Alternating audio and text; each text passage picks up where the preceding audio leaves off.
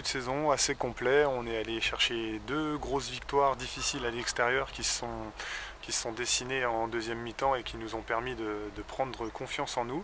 Et puis une belle victoire à domicile pour retrouver notre public au bout de 4 ou 5 mois sans avoir joué chez nous. Donc un vrai bon début de saison pour nous. Bon, fallait la chercher celle à Saint-André les Vergers parce que c'est jamais simple là-bas.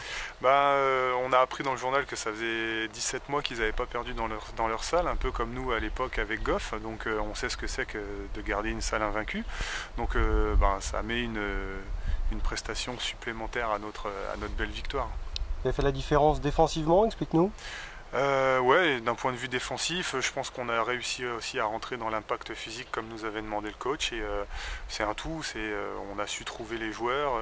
Ceux qui étaient un peu plus en dedans sont restés en dedans, et ceux qui ont réussi à se montrer en attaque comme Jérôme et Adri, qui ont marqué respectivement 29 et 22 points, ont permis à l'équipe d'aller chercher une belle victoire.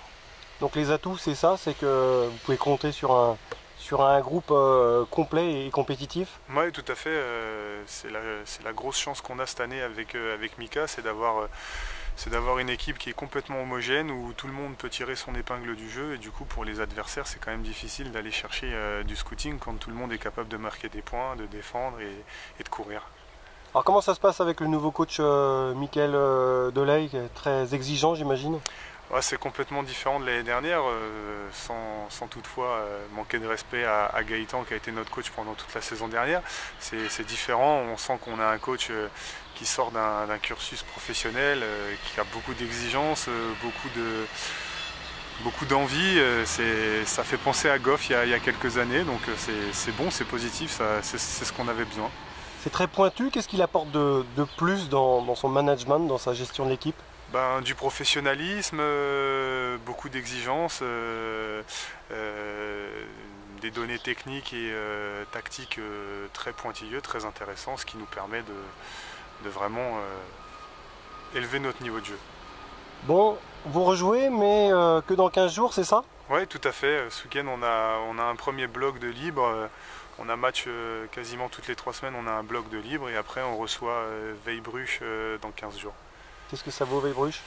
Weilbruch premier avec nous, 3 victoires, 0 défaite. Ça va être un bon match dur, intense, qu'il va falloir qu'on travaille et qu'on gère le mieux possible. Bon, ça sera seul la salle Claude Accard, le public, est-ce qu'il est toujours aussi présent cette saison? Oui, je pense que tout le monde était content de faire sa rentrée contre Gris. On a eu un bon public avec une bonne ambiance, on a montré du beau basket, donc je pense que tout le monde était content et tout le monde va être pressé de revenir dans 15 jours. Bon, vous n'êtes plus tout seul, hein, il y a une équipe féminine qui tourne également? Oui, tout à fait, ouais, c'est bien pour elles. Hein. Je pense qu'elles n'avaient plus rien à faire en prénat après leurs deux grosses et belles saisons. Donc maintenant, elles se frottent au niveau du dessus avec des gros déplacements, des grosses équipes. Mais je pense qu'elles ont un bon apprentissage, un bon coach et puis un bon groupe. Donc ce qui va leur permettre de faire une saison, j'espère pour elles, avec un maintien facile. Bon, il y a un président qui est en place, qui connaît bien le basket. C'est plus structuré, il y a quand même un projet de remontée qui est clair depuis le temps que vous tutoyez les sommets en N3. Avec la saison dernière qui a été quand même difficile, avec beaucoup de défaites à domicile et puis d'avoir été un peu dans le ventre mou une grosse partie de la saison, effectivement on a toujours dans un coin de notre tête l'ambition de jouer la montée, parce que ça reste dans un coin de notre tête, on est compétiteur. Après voilà, on va prendre les matchs les uns après les autres comme on vient de faire depuis le début de saison. On va acquérir notre maintien assez tôt, j'espère, et puis derrière, comme on dit, l'appétit vient en mangeant.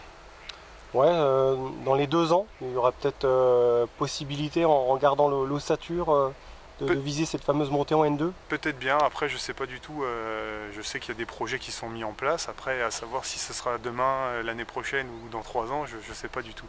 Mais on essaiera de jouer la montée tous les ans comme on l'a toujours fait. Bon, il y a eu un petit peu de suspense sur le fait que tu re-signes à Mirecourt, et finalement la passion l'a emporté. Comment tu expliques que tu aies mis du temps à te décider? Dans un premier temps, depuis le décès de mon père, tout est différent. La flamme qu'il y avait en moi est pas partie, mais c'était différent. Et puis le fait que Mika devienne le nouveau coach que j'avais côtoyé quand j'étais au SLUC a beaucoup pesé dans la balance. Et puis derrière, voilà, exactement, il y a la passion du jeu, la passion d'être dans pleine force de l'âge et de ne pas avoir de problèmes de santé ou de blessures qui m'empêchent de faire ce que j'aime faire. Donc effectivement, c'est ce qui a pesé dans la balance. Et puis voilà, j'aime être à Mirecourt. Je pense que Mirecourt m'a beaucoup donné depuis 3 ans, bientôt 4, et à moi de leur redonner autant de mon côté. Bon, tu seras là lors de la saison 2019-2020 alors. Ça, je sais pas encore, on verra comment la saison va se passer et comment je vais être physiquement, parce que après c'est toujours aussi une question physique, mais il n'y a pas de raison. Tant que je pourrai jouer au basket, je pense que je continuerai à jouer. Il y a ton frère Alexandre également qui donne un petit coup de main de temps en temps. Ouais, il a fait une belle rentrée samedi soir avec la mise au repos de Michael Beibet. Il a fait une belle rentrée, il a bien contenu le poste 5 en face qui était difficile à jouer. Et puis après, il s'entraîne bien avec nous, il progresse et puis il essaye de prendre un peu les conseils du grand frère, donc c'est cool.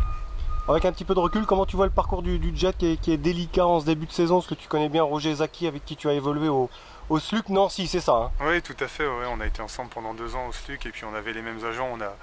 On a vécu pas mal de choses ensemble qui étaient plutôt intéressantes. Je pense qu'il il y a de la taille, ils vont se redresser. Oui, après je pense que voilà, il faut le temps que la mayonnaise prenne, c'est pas facile. Il y a un groupe de quasiment 10 joueurs complets qui ont été renouvelés, hormis Loïc Gigant, donc du coup je pense qu'il faut le temps au temps, quoi, comme on dit. Après c'est sûr que ça fait toujours un peu tâche d'avoir perdu ces 2 premiers matchs contre 2 promus, mais après voilà, le championnat est long avec une saison interminable avec beaucoup de matchs, donc c'est pas parce qu'ils prennent du retard à l'allumage maintenant que ça veut dire qu'ils seront tout de suite condamnés. Au contraire, je pense que s'ils arrivent à redresser la barre assez rapidement, il n'y a pas de raison qu'ils fassent pas une saison correcte. Enfin, tu connais bien la N1, outre l'épouvantail Charleville, tu parlais de Saint-Quentin qui est à surveiller. Oui, je suis un petit peu de mon nuage ce qui se passe. Effectivement, dans la poule A, je pense qu'il y a Saint-Quentin qui est costaud, il y a aussi Charleville, mais après je pense que c'est quand même la Nationale 1 avec la nouvelle réforme est devenu un championnat avec beaucoup de bonnes équipes et au contraire de ce qui pouvait être dit, reste à un niveau assez homogène et assez élevé. Donc bonne chance à celui qui arrivera à donner les 4 descendants et les deux pour la montée en Pro B. Saint-Vallier c'est solide aussi hein, au menu du Jet. Oui, Saint-Vallier est costaud, mais bon ça fait des années que c'est costaud. Après je pense que Laurent a bien 2-3 petits systèmes de mis dans sa poche pour faire déjouer tout ça.